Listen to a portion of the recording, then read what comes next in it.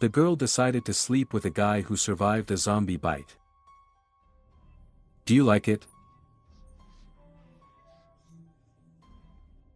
Hello everyone, Kino Jack is in touch and this is a short retelling of the 11th and 12th episodes of the zombie series Nation Z. I see that you are rolling in a retelling of this project and you are watching and supporting it with great interest. Therefore, without stopping every day I work on creating new series. For beginners who accidentally got on our channel from the recommendations, I strongly recommend opening the description and watching the initial episodes. You won't regret it. Eddie and Mac are somewhere underground, guided by Citizen Z, who reunites them with Roberta, Doc, Murphy, Sniper and Cassandra. It turns out that they are at an old black CIA facility, where Citizen Z directs the group by video link to supplies in the corridor along with a new car. Returning to the road, the team stumbles upon Sam, a young guy walking, who tells them he can get them food if they take him to Salt Lake City. The team drives up to a massive gate guarded by armed women, where they are met by Helen, the leader of the Sisters of Mercy, a refuge similar to Utopia, only for women and children. The team is allowed to get food and medicine for Cassandra's infected leg, but only if the men stay outside the complex. Inside the complex, which is a magnificent nature reserve, Eddie and Helen establish a bond between daughter and mother. When the younger woman finally expresses all her pent-up emotions associated with her brother and her zombified mother. However, the reserve has its own sinister side, for example, the rule that any male child upon reaching the age of 13 must leave it and walk to Salt Lake City. The boys were unknowingly sent to their deaths. Although Helen doesn't want to kill the children, she has made it a point to tell all the boys that their fathers are in Salt Lake City. And more importantly, all the boys are being lied to about the state of the city. According to Roberta, it is full of zombies and there is no chance that anyone will survive there. Thus, if the boys die during the trip to Salt Lake City, Helen and the others will not be blamed. It becomes clear that Helen is the leader of the cult and chose Eddie out of all the women because she knew that she was in a weak state. She even tells Eddie her own story about how she became the wife of a bad husband. She and her group also apply their own sense of justice, which sometimes includes locking bad men in a barn with a zombie bear. Helen asks Eddie to help rescue two women captured by a biker gang, and a worried Roberta joins them. When they encounter bikers on the road, Helen persuades Eddie to kill one of the bikers, who turns into a zombie. Two other bikers handcuff each other and a zombified third biker. This is too much for Roberta, who is ready to return to the road to California, but having left other plans, she decided to stay and join the pack. Mac is upset when Eddie informs him of his decision and chases her as she runs back to the camp gate. Meanwhile, the nurse who seduced Murphy is captured by one of the bikers who managed to survive an ambush on the road. Thirsty and vengeful, he calls Helen, but is soon put down when Max shoots him in the head.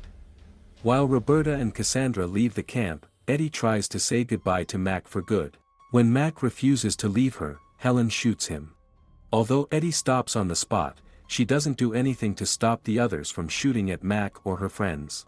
The team leaves, but Mac can't stand it and jumps out of the car and runs to the camp to get his girlfriend back.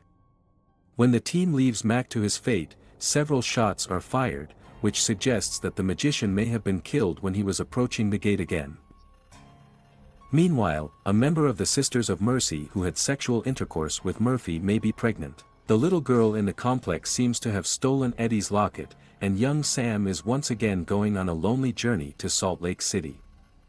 When the team travels further west, they arrive at a checkpoint near the golf course.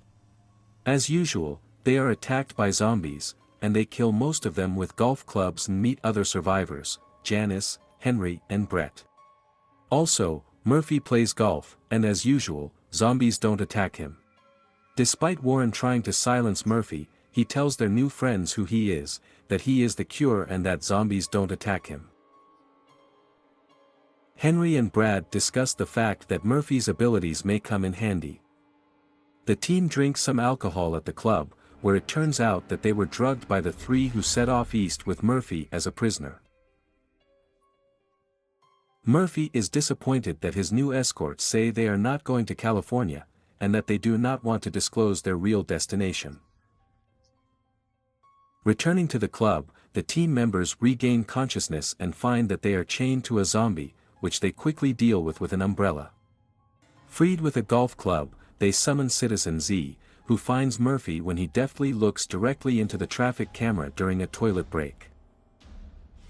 It turns out that Murphy's new escorts want him to help them crack down on Mace's pharmaceutical company. Murphy reluctantly agrees to help, but when the kidnappers aren't looking, improves the moment to spit the flask. Soon after, Murphy discovers a new power in himself, discovering that he can control Janice's mind after she drinks water from the flask he spat into. He forces her to tell him where they are going, and she also informs him that her husband Jason was killed during their last attempt. Murphy uses this information to drive a wedge between Jen Nice and Brett.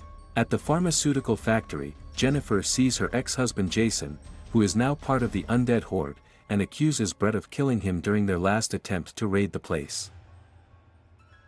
Murphy uses the procedures to infect Henry by scratching him and eventually Brett by biting him. Delirium lays out to Murphy an extremely intricate plan of penetration, which begins with passing through a building crowded with frostbitten Z's in search of a mega-supply of OxyContin. Murphy then enters a zone full of zombies. Meanwhile, the team, chasing Murphy, discovers zombies who have reached Viagra. "You've officially seen it all, man," says Doc Sniper, looking at them with awe. He distracts the zombies by turning on the alarm, and finds a computer with which he communicates with Citizen Z, who is trying to track down the mysterious Dr. Murch, the scientist who injected him with a trial vaccine against zombies. Murphy turns off the alarm, and the zombies return to their outrages just at the moment when Roberto and the team come to the rescue. During the subsequent wild zombie attack, Janice finds herself face to face with Jason. Unable to kill him, she decides to die from his attack. Henry is torn apart by a mob of zombies, and Brad holds Murphy hostage at gunpoint until Murphy uses his psychological abilities and forces his captor to point the gun at himself. Brad pulls the trigger and shoots himself in the head. Roberta and the team are stunned to learn about Murphy's new power and travel to California in one of the pharmacy vans.